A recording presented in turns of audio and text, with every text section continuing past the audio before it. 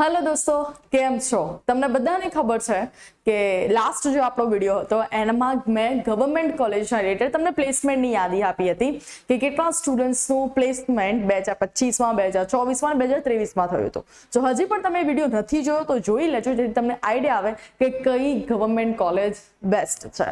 સૌથી પહેલા તો હા, મેં તમને વાયદો કર્યો હતો કે હું તમને બેસ્ટ 30 કોલેજ કહેવાની છું.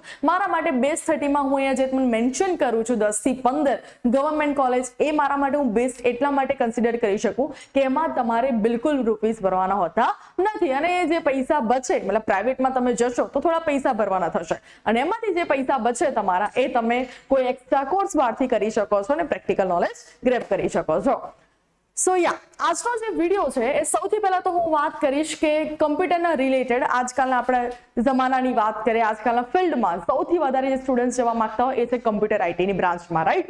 સો એને કમ્પ્યુટર આઈટીની બ્રાન્ચમાં કેટલા ગવર્મેન્ટ કોલેજ છે, ઓપન કેટેગરીમાં મોક રાઉન્ડ, રાઉન્ડ 1, રાઉન્ડ 2 માં કેટલી માર્ક્સે તમારું મેરિટ અટક્યું તો એની બધી જ ડિટેલ્સ તમને આજના વિડીયોમાં મળવાની છે. તો ચલો શરૂ કરીએ છીએ આજના વિડીયોની. મારું નામ છે ભૂમિ પટેલ, તમારા બધાનું સ્વાગત છે Priyesh sir Gyanpeeth YouTube channel. Priyesh વિદ્યાપીઠને તમે આટલું સપોર્ટ કરી જ રહ્યા છો.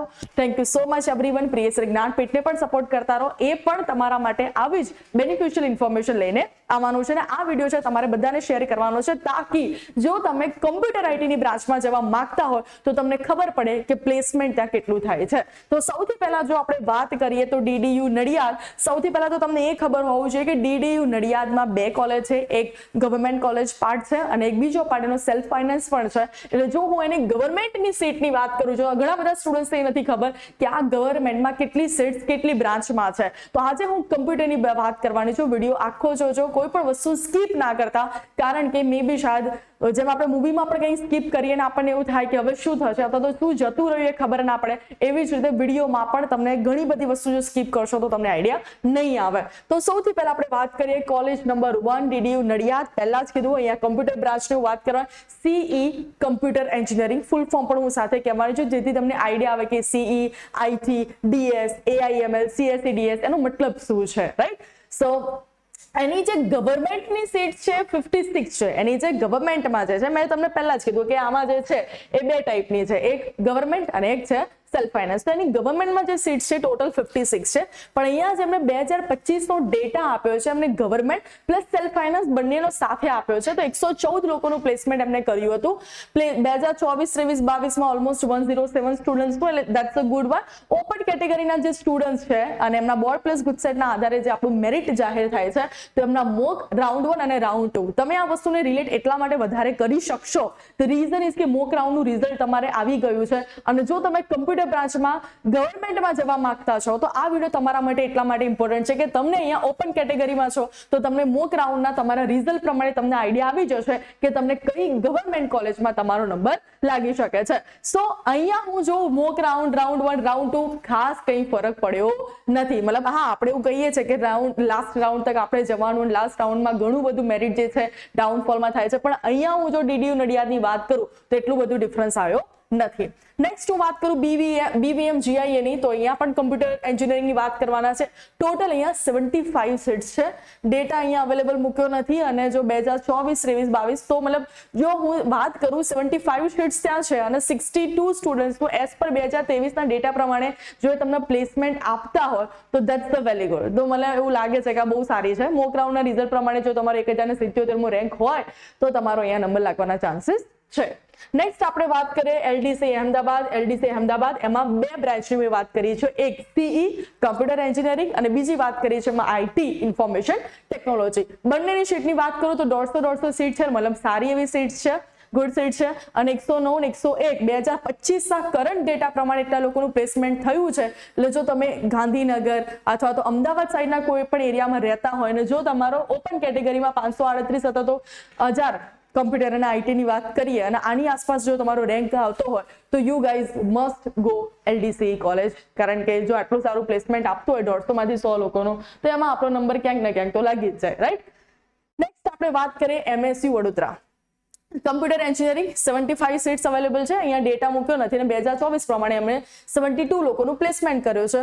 મોક રાઉન્ડની આસપાસ તમારો 750. હવે આમાં મારે એક છે ને થિંકિંગને જોવી છે. ધ રીઝન ઇઝ કે ઘણા બધા સ્ટુડન્ટ્સ એવું કહે છે કે હું એકદમ બેસ્ટ જે પ્રાઇવેટ કોલેજ છે મતલબ ગવર્મેન્ટ કોલેજમાં મળતા હોવા છતાં પણ એ ગવર્મેન્ટ કોલેજમાં નથી જતા ને પ્રાઇવેટ કોલેજમાં જાય છે. એમને એવું લાગે છે કે પ્રાઇવેટ કોલેજમાં આપણે ફી વધારે પે કરશું, ઇન્ફ્રાસ્ટ્રક્ચર સારું હશે તો ઘણી બધી વસ્તુ વધારે આપણને લર્ન કરવા મળશે. પણ તમને કદાચ એ ખબર હોવી જોઈએ કે સૌથી વધારે જે લોજિકલ અથવા તો જે સ્માર્ટ અથવા તો ઇન્ટેલિજન્ટ જે છોકરાઓ હશે એ વધારેમાં વધારે એમનું એડમિશન ગવર્મેન્ટમાં જશે. કારણ કે મોક રાઉન્ડમાં તમે તમારો રેન્ક જોઈ શકો છો કે સૌથી જે લોએસ્ટ ટાઈપના જે રેન્ક હોય છે મતલબ 1 થી 100 અથવા તો 1 થી 1000 ની અંદર જે સ્ટુડન્ટ આયા હશે એ જ લોકો ગવર્મેન્ટ કોલેજમાં જાય છે. હવે જેનો રેન્ક જે છે 1 થી 1000 ની અંદર આવ્યો છે બટ ઓબ્વિયસ વાત છે કે એ જે સ્ટુડન્ટ છે બહુ બધા સ્માર્ટ છે, ઇન્ટેલિજન્ટ છે અને હોશિયાર છે. જો એ જ સ્ટુડન્ટ સાથે તમે ભણો તો તમારું જે સામને જે કોમ્પિટિશન થવાની છે બહુ હાઈ લેવલની થવાની છે. તો ટ્રાય એવો કરો કે ગવર્મેન્ટ કોલેજમાં જો તમને એડમિશન મળે તો લઈ જ લો.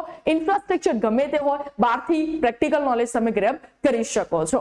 નેક્સ્ટ આપણે વાત કરીએ VGEC ચાંદખેડા. એમાં પણ હું 2 બ્રાન્ચની વાત કરવાની છું. એક છે કમ્પ્યુટર એન્જિનિયરિંગ અને એક છે ઇન્ફોર્મેશન ટેકનોલોજી. કમ્પ્યુટરમાં 150 સીટ્સ છે, બહુ સારી એવી સીટ્સ છે અને આઈટીમાં એમની પાસે 75 સીટ્સ છે. જીઈસી રાજકોટની વાત કરું કમ્પ્યુટર એન્જિનિયરમાં તો 150 છે. જીઈસી ગાંધીનગર, હું ગાંધીનગરમાં રહું છું, બહુ મસ્તનું ઇન્ફ્રાસ્ટ્રક્ચર છે. હું એવરી યર એની વિઝિટ કરું છું. ત્યાંના પ્રેક્ટિકલ નોલેજ પર તમને બહુ સારું આપવામાં આવે છે તો એમાં પણ 150 સીટ્સ અવેલેબલ છે. જીઈસી ગાંધીનગર આઈટી ની વાત કરું તો 75 સીટ્સ એમની પાસે છે. LDC Ahmedabad AIML. ઓકે, તો અહીંયા તમે જોઈ શકો છો કે LDC માં ગવર્મેન્ટ કોલેજમાં મેં તમને કમ્પ્યુટર એન્જિનિયરિંગ પણ છે, એમાં ઇન્ફોર્મેશન ટેકનોલોજી પણ છે અને એમાં AIML પણ છે. AIML તો ખબર જ છે ભાઈ, artificial intelligence and machine learning. તો મતલબ જો તમે LDC માં જવા માંગો છો અને કમ્પ્યુટર આઈટી માં તમારો મેળ નથી પડતો પણ તમને એવું છે કે મારે તો ગવર્મેન્ટ કોલેજમાં જ ભણવું છે તો તમે AIML થ્રુ પણ જઈ શકો છો. કારણ કે જો LD માં અહીંયા રેન્ક 538 અટક્યો છે અને AIML માં અહીંયા છે 1300 ની આસપાસ. તો 1300 ની આસપાસ તમારો નંબર લાગતો હોય તો તમે AIML માં પણ જઈ શકો છો. જો તમારું ફિક્સ જ છે કે મારે ગવર્મેન્ટમાં જ ભણવું છે તોની હું વાત કરી રહી છું. VGEC ચાંદખેડા. હવે CSE DS નો મતલબ શું છે? DS નો મતલબ થાય ડેટા સાયન્સ, રાઈટ? અને ICT મતલબ information communication technology. Similar kind of બધા કોર્સ સેમ જ હોય છે, ખાલી એને અલગ અલગ નામ આપવામાં આવે છે. બંનેમાં એમની 75 સીટ્સ અવેલેબલ છે. GEC રાજકોટમાં AI and DS. હવે મેમ તમે એમ કહેશો કે અહીંયા AI and ML અને AI and DS, what's the difference? તો artificial intelligence and machine learning, that's the full form. Artificial intelligence and data science.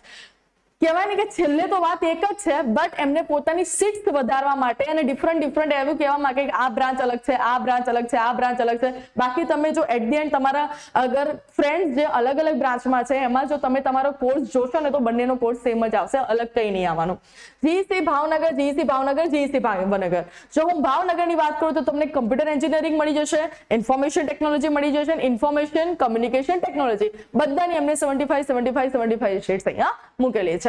GEC પાટણની વાત કરીએ કમ્પ્યુટર એન્જિનિયરિંગ 150 સીટ છે, બહુ સારી વાત છે. 58 સ્ટુડન્ટ્સનું એઝ પર 2023 પ્રમાણે એમને પ્લેસમેન્ટ કરેલું છે એન્ડ 11,356. Okay, good. GEC સુરતની વાત કરીએ 75 કમ્પ્યુટર એન્જિનિયરિંગ.